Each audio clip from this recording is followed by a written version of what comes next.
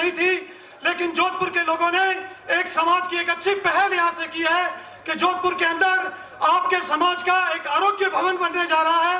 मैं पूरे समाज से अनुरोध करूंगा, प्रार्थना करूंगा कि आप इस सेवा के काम में, इस परोपकार के काम में आप यथासंभव मदद करें, ताकि समाज की, मेरी समाज के दुख की घड़ी में, परेशानी की घड़ी में जो समाज के बंधु जोधपुर में इलाज के लिए आते हैं उन्हें सेवाएं मिल सके। साथ ही साथ इस आरोग्य भवन के अंदर अपने समाज की बेटियों के लिए भी हॉस्टल बनने जा रहा है और समाज के जितने भी भाई जोधपुर के अंदर पढ़ने के लिए आते हैं, उन्हें प्रतियोगिता परीक्षा की तैयारी के लिए जो आते हैं, उन्हें निःशुल्क कोचिंग व्यवस्था भी इसी छत के अंदर दी जाएगी। ताकत है जो आने वाले विधानसभा चुनाव के अंदर इस ताकत को बताएंगे और आज का पूरा राजस्थान का, पूरा हिंदुस्तान का मीडिया और पूरा प्रशासन ये देख रहा है, पूरे जोधपुर के अंदर लाल पगड़ी दिख रही है, ये आपके रबारियों की पहचान है। और मैं इस मंच के माध्यम से सबसे ज्यादा धन्यवाद देना चाहता हूँ गांव के 5 पटेलों को, जिसने इस देवासी महाकुंभ को करने के लिए अपनी कोकली को सुपर कर दिए युवाओं को, उस 5 पटेलों के लिए जोरदार तालियों के साथ स्वागत होना चाहिए।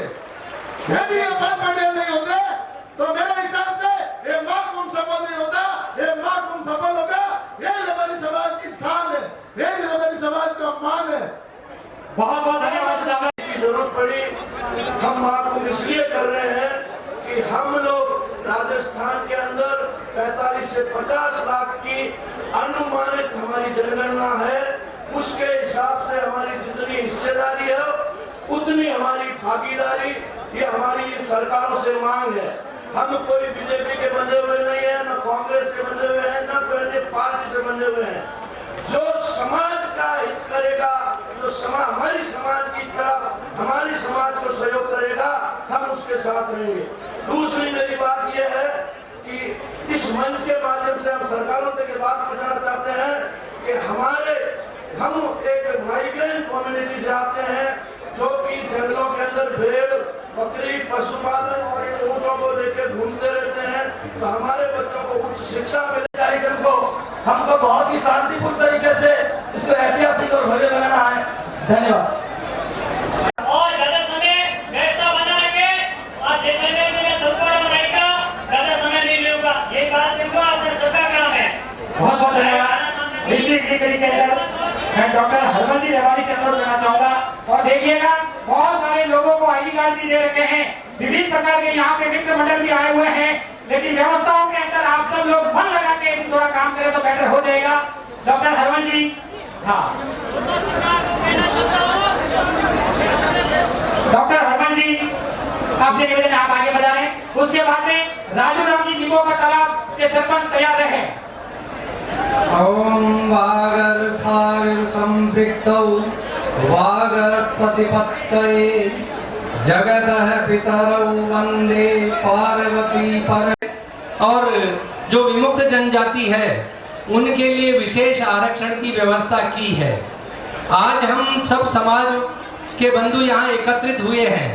यदि रेणुके आयोग की रिपोर्ट क्रियान्वित हो जाती है तो हमें ऐसा को दावे के साथ कहता हूं कि आपके लोकसभा में सीटें रिजर्व होंगी, विधानसभा में सीटें रिजर्व होंगी और पंचायत समिति हो चाहे वो किसी भी तरह का जो है संवैधानिक आरक्षण आपको मिलेगा।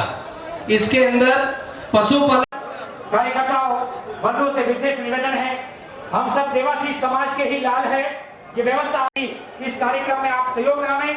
लीजिए हमारे राजू राम जी निमो का तालाब सरपंच, आप अपनी बात रखें। भारत माता की, बाबूजी महाराज की जोड़ी शक्ति के अवसर उनके नाम से हमने शुरू किया था। उस कमेटी ने 5-6 हजार लोगों का 45 प्रोग्राम करवाए। 2011 के बाद तो हमारी आरक्षण का पूर्ण रूप से उपयोग नहीं कर पा रहे हैं, इसके बारे में समाज से निवेदन रहेगा कि वो इस बात पर विचार करें। रामू राम जी आदरणीय बैठे हैं, उनको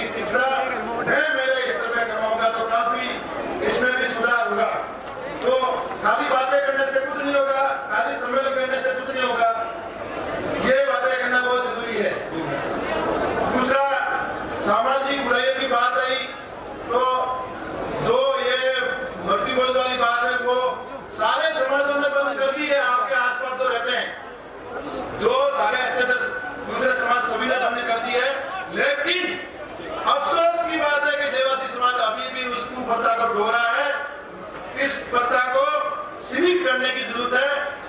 आने वाले को खाना जरूर खिलाएं आप, लेकिन जो ये बड़े बड़े ये फंक्शन करते हो ये बिल्कुल ही गलत है। इसका लॉजिक ये है कि जब आप किसी की डेथ होती है तब साल भर तक मीठा नहीं बनाते हो घर पे, और जब 12वें दिन आप मीठा कैसे खा सकते हो। तो इसी के साथ मैं अपने समय की मर्यादाओं को देखते हुए मैं किसी बात पे आऊंगा। हम सभी जो आज पहुंचे हैं यहाँ पर, ये सबसे पहला महाकुंभ समाज का हम सब इसके पहले सहभागी बन रहे हैं। ये हमारे समाज के लिए गर्व और गौरवान्वित का विषय है। निसंदेह हम सहभागी बने हैं। हमारे वो है हमारे युवा प्रवास में लोहा बनवा रहे हैं, अच्छा बिजनेस कर रहे हैं, अच्छा काम कर रहे हैं, सामाजिक जागृति आई है। लेकिन हमारा मजबूत पक्ष है ये तो, लेकिन कमजोर पक्ष क्या है उस पक्ष को जानना हमारे सबके लिए बहुत जरूरी है। यदि मजबूत पक्ष के साथ साथ में कमजोर पक्ष को जान लिया और कमजोर पक्ष को यदि मजबूत कर लिया तो वो दिन दूर नहीं है जब हम सामाजिक, आर्थिक, राजनीतिक और शैक्षणिक रूप से आगे बढ़ेंगे। और आगे बढ़ेंगे तो ऐसा बढ़ेंगे क्योंकि हम प्राकृतिक रूप से, सामाजिक रूप से इतने मजबूत है कि हमें दुनिया की कोई ताकत नहीं ला सकती। समय ऐसा है कि मजबूत पक्ष की बात क्यों नहीं कर पा रहे, कमजोर पक्ष की बात क्यों नहीं कर पा रहे। कमजोर पक्ष ये है, आप सोचो पिछले 15-20 साल में अखिल भारतीय स्तर की जो परीक्षाएं आयोजित हो रही है उसमें गुणवत्तापूर्ण शिक्षा नहीं प्राप्त कर पा रहे अपन, इसलिए उसमें सम्मिलित नहीं हो पा रहे। पिछले 15 साल में आपके पास रिजल्ट नहीं है। रिजल्ट क्यों नहीं आ रहा है, इस पे हमें कमजोर पक्ष को हमेशा डालना चाहिए। 2000 के आसपास में जो सामाजिक सेवा में, सरकारी सेवा में जाने का जो ट्रेंड बना था वो ट्रेंड कमजोर पड़ चुका है, उसको जानना पड़ेगा। और हमारी सामाजिकता, हमारी नीतियां और हमारा क्रम हमें सबको पहचान के आगे बढ़ना है। जय समाज, राम नाम साहब। बहुत बहुत धन्यवाद। गिरधरी लाल जी आगे बढ़ाने और अपना उद्बोधन प्रदान करें। मेरी कल समय एक ही बात है, मैं दिल्ली में काम कर रहा हूँ 20-30 साल से। 20-30 साल से दिल्ली में काम कर रहा हूँ, मैं नागौर से हूँ। मेरी इच्छा है कि ये जो आज यहाँ हो रहा है ऐसा एक दिन दिल्ली में हो। दूसरी बात, हमारे बच्चे जो IPS IAS की तैयारी करना चाहता है, जब उन पढ़ने के लिए आते हैं उनको बेचारा कोई व्यवस्था नहीं है। हम चाहते हैं कि एक दिन हमारे बच्चों के लिए भी IPS IAS पढ़ने के लिए कोई व्यवस्था हो। तो सारा समाज की साथ देना चाहते हो तो उसके लिए राजी हो, ताली बजाओ। हम एक दिन कोशिश करेंगे कि भाई